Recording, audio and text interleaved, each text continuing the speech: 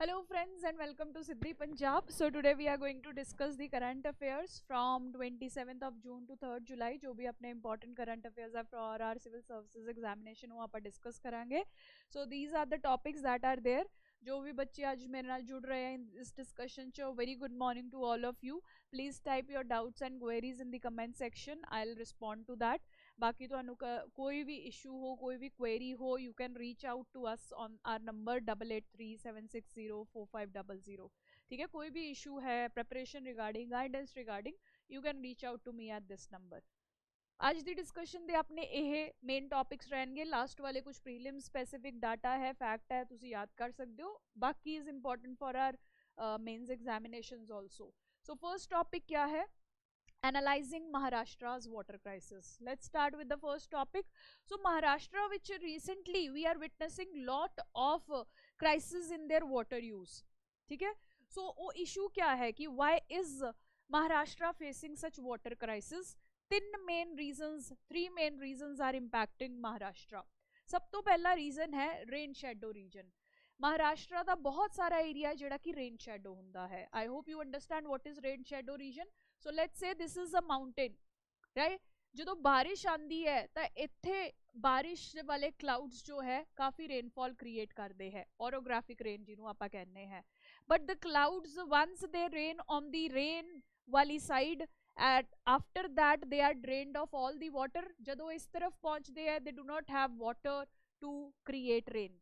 So some of the regions of Maharashtra are located in this rain shadow region. So Marathwada जो आप देखते हैं एक reason Maharashtra का वो इसी रेन शेडो एरिया च है. That is why they are suffering for water scarcity. One reason.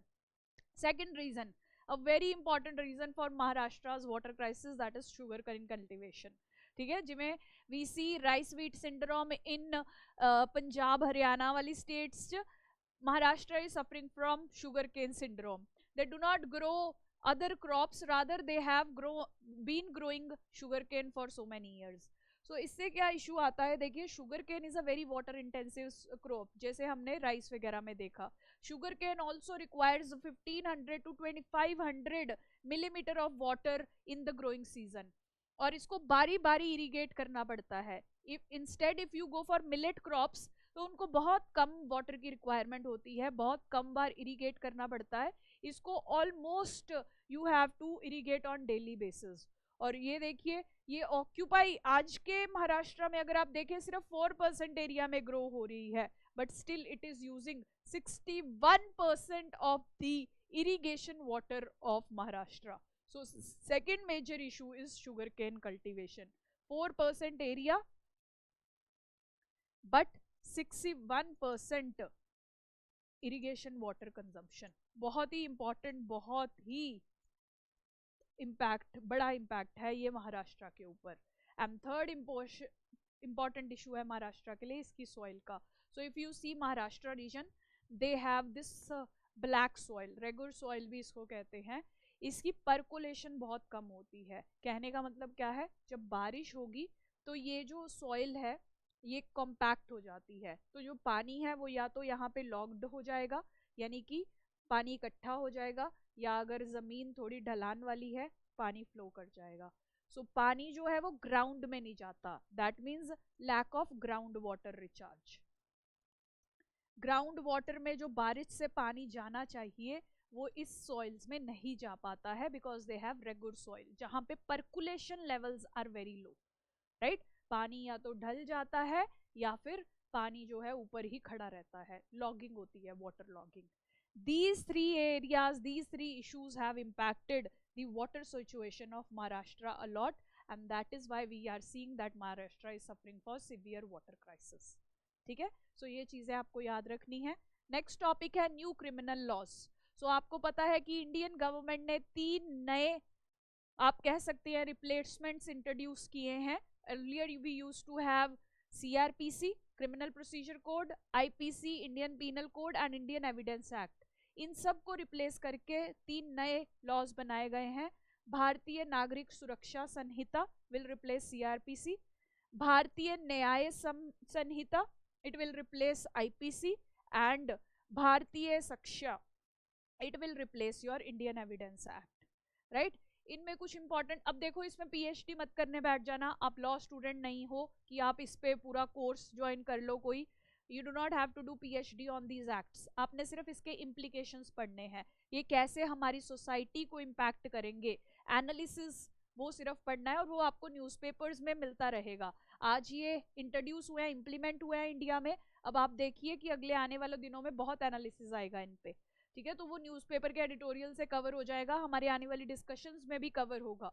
So do not start doing PhD on all the provisions of these acts. Provisions पे इतना डिटेल्ड क्वेश्चन कोई नहीं पूछेगा, कुछ मेन प्रोविजंस करनी है जैसे हमने यहाँ लिखी हुई है, राइट। क्या क्या नई चेंजेस आ रही हैं, कुछ कुछ चेंजेस याद कर लो, आंसर में लिखने में हेल्प करेगी।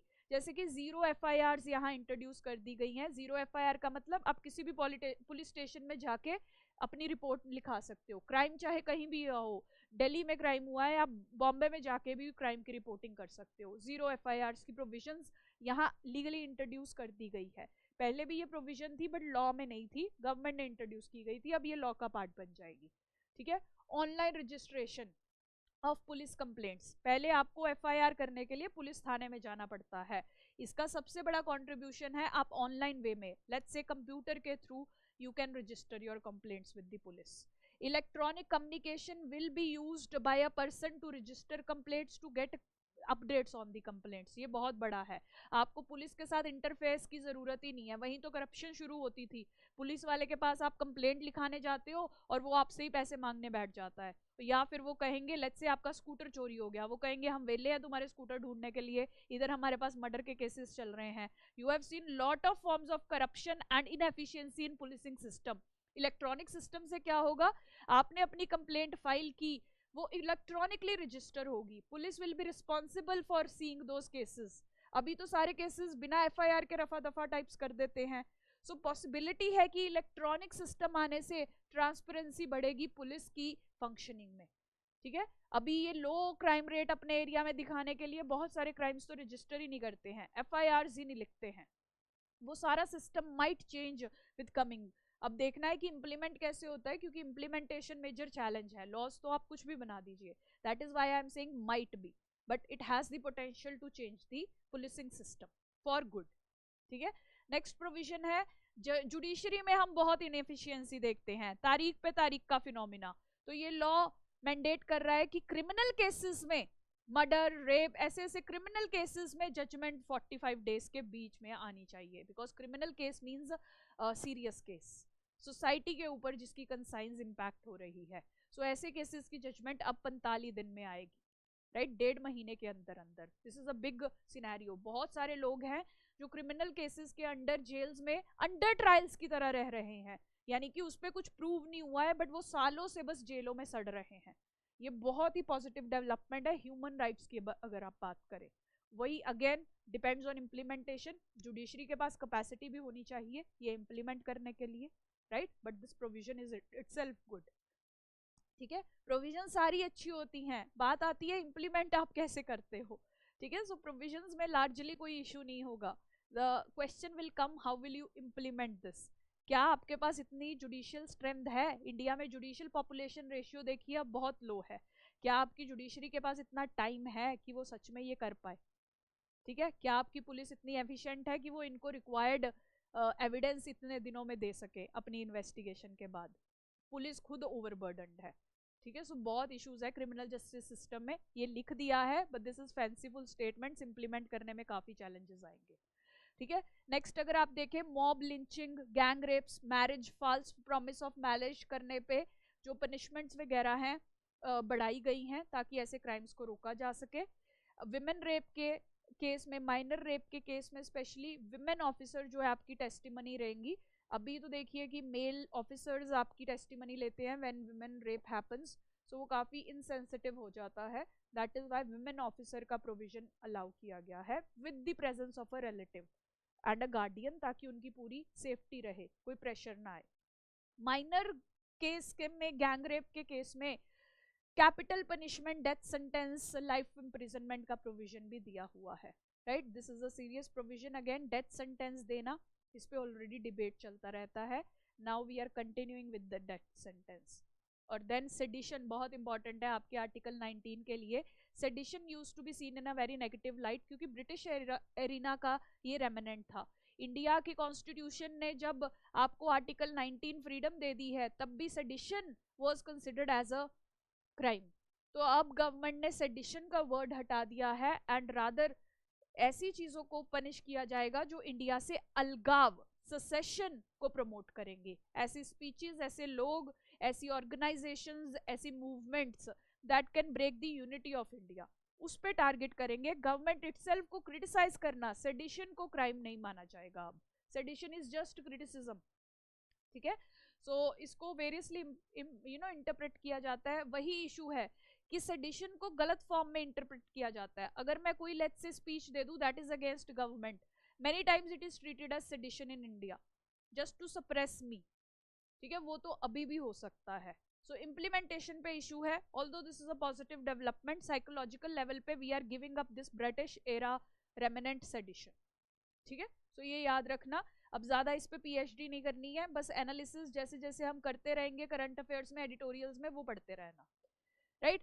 नाउ नेक्स्ट मेजर इशू है अर्बन लोकल बॉडीज का। आपको पता है अर्बन एरियाज को मैनेज करने के लिए वी हैव म्युनिसिपैलिटीज, या जिसे हम अर्बन लोकल बॉडीज भी कहते हैं। अब ये अर्बन लोकल बॉडीज का one major challenge is their financial challenge.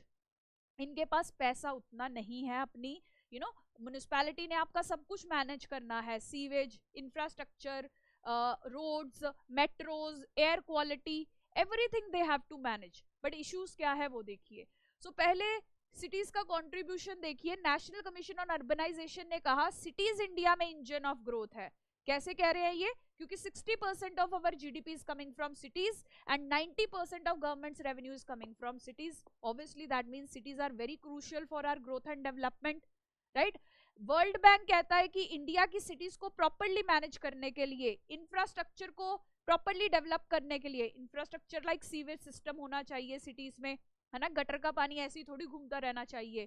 Clean air, roads, metros, every facility, infrastructure should be there. और वर्ल्ड बैंक के अकॉर्डिंग इंडियन सिटीज को आने वाले टाइम में 840 बिलियन डॉलर्स चाहिए होगा, राइट।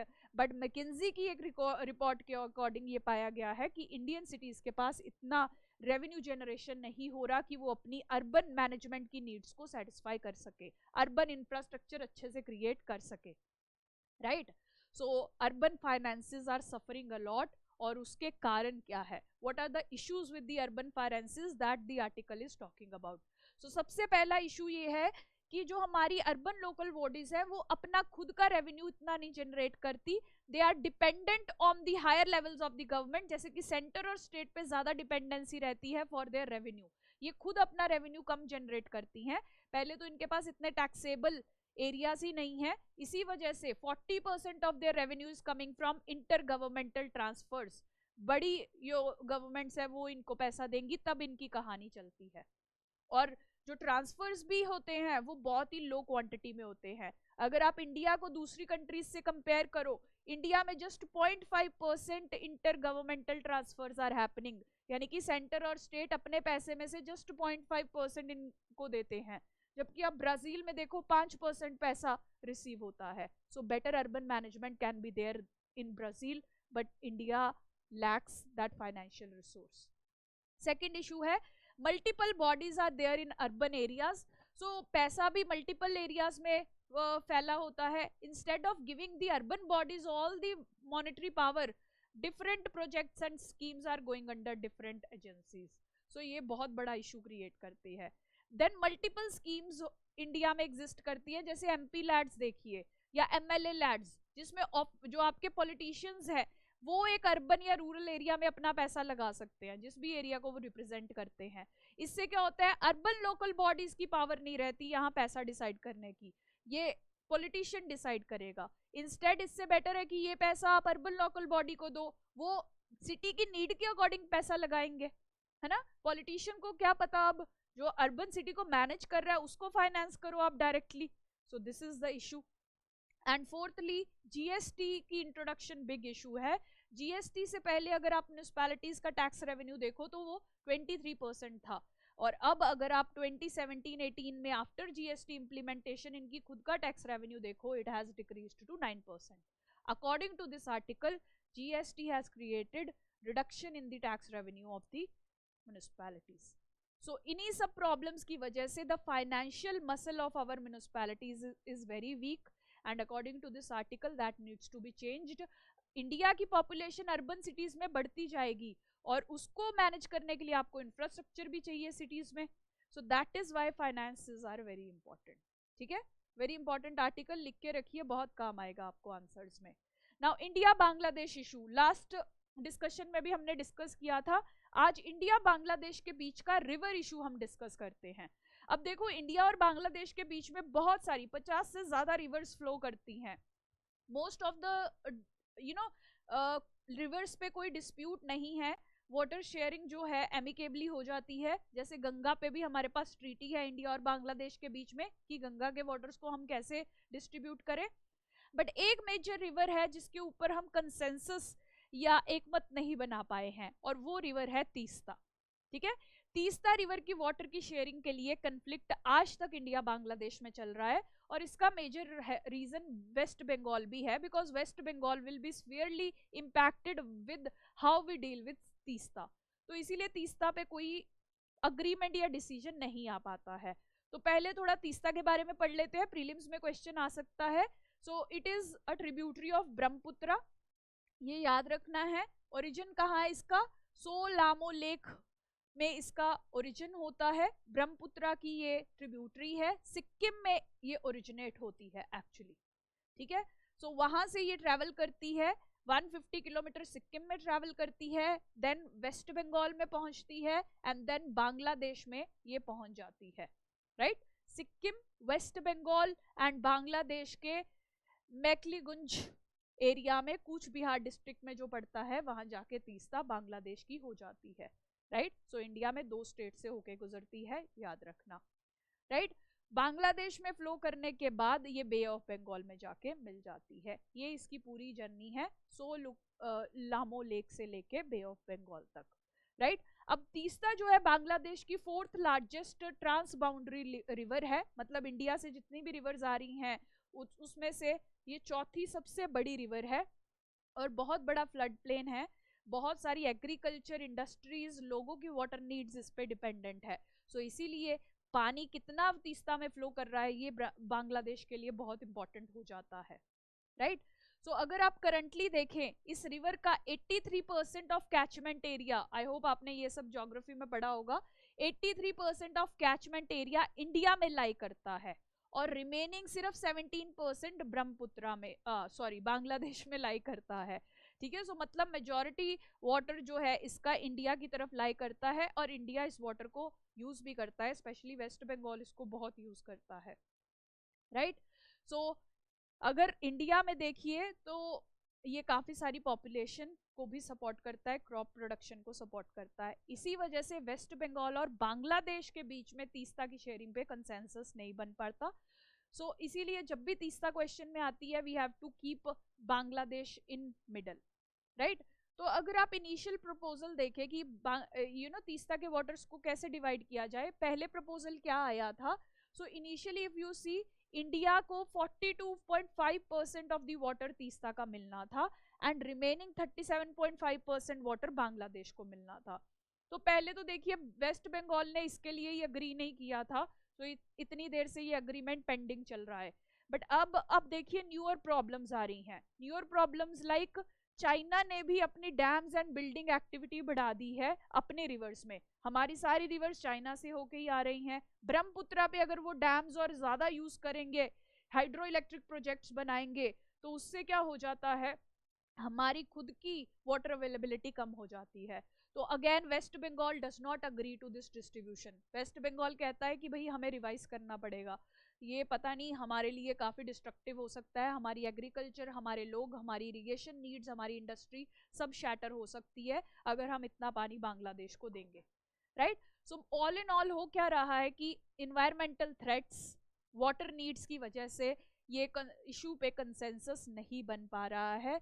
कब कितने ही सालों से ये इशू चल रहा है. सो नाउ कंट्रीज को यही चाहिए, India basically needs to sit with West Bengal and Bangladesh to find a solution. तो सॉल्यूशन तभी आएगा जब ये तीनों पार्टीज कोऑपरेटिव वे में बैठ के काम करेंगी। यहाँ हमें नीड है कोऑपरेटिव फेडरलिज्म की। इंडिया के पॉलिटिकल सिस्टम में पहले तो इशू चल रहा है इंडियन गवर्नमेंट और वेस्ट बंगाली गवर्नमेंट की ही बात नहीं बनती है। जब तक यहाँ कोऑपरेटिव फेडरलिज्म नहीं आएगी, तीस्ता का सोल्यूशन नहीं आएगा। सो सबसे बड़ा सोल्यूशन तीस्ता का है दिस। ठीक है, ये आपको सजेस्ट करना है। नाउ लास्ट है, छोटे छोटे न्यूज आइटम्स हैं, न्यू डिस्कवरीज हुई हैं। एक नई काइंड ऑफ टर्मरिक, हल्दी की नई काइंड पाई गई है मणिपुर में। उसका नाम ये है कुरकुमा काकचिंगिन्स, समथिंग लाइक दैट। जस्ट नाम रीड करने की कोशिश करो, एग्जाम से पहले इसको रिवाइज कर लेना, तब ऐसे क्वेश्चन आ जाते हैं। ये नाम डाल देंगे और पूछ लेंगे कि ये किसकी स्पीशीज है, बैट, फ्लावर, टर्मरिक, ऐसे ऐसे। ठीक है, सो ये याद रखना। और एक नया फ्लावरिंग प्लांट भी डिस्कवर हुआ है वेस्ट बंगाल में, उसका नाम ये है असिस्टेशिया विनियोई, समथिंग लाइक दैट। ठीक है, सो ये दो चीजें अलग से साइड में लिख के रखो कि ये क्या है और कहाँ मिली है। ठीक है, नेक्स्ट हमारे नए आर्मी स्टाफ के चीफ अपॉइंट हो गए हैं, chief of the army staff. नए chief of the army staff कौन होंगे? उपेंद्र द्विवेदी। ठीक है, ये नाम याद रखिएगा, कई बार question personality based question PCS में आ जाता है, उसके लिए इंपॉर्टेंट है। यूपीएससी तो ऐसे क्वेश्चंस नहीं पूछता है, बट पीसीएस माइट आस्क, तो थोड़ा याद रखना। 30th chief of army staff हमने अपॉइंट किए हैं, and that is Upendra Dwivedi, right.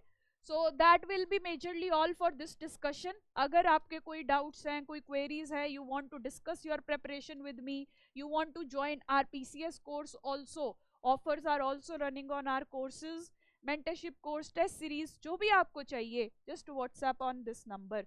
we'll be there to provide you the most quality